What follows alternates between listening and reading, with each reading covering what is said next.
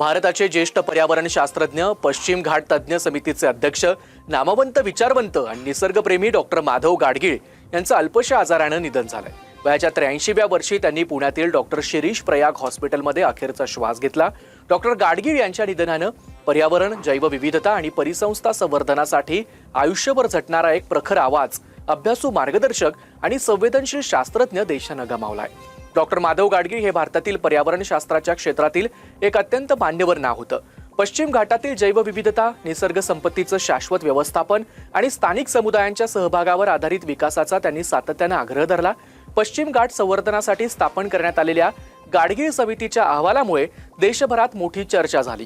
शाश्वत विकासाचे पुरस्कर्ते, पर्यावरण संरक्षक आणि विकास यामध्ये समतोल साधण्याची भूमिका त्यांनी आयुष्यभर मांडली।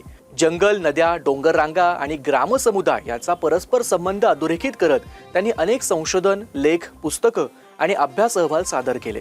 पर्यावरणीय निर्णयांमध्ये स्थानिक लोकांचा सहभाग अत्यावश्यक असल्याचं ते नेहमी ठामपणे मांडायचे। गाडगीळ यांच्या निधनावर पर्यावरणप्रेमी, अभ्यासक, सामाजिक कार्यकर्ते आणि राजकीय क्षेत्रातून तीव्र शोक व्यक्त केला जातोय। पर्यावरणासाठी निर्भीडपणे भूमिका मांडणारा अभ्यासू विचारवंत हरपला, अशा शब्दात अनेकांनी भावना व्यक्त केल्यात।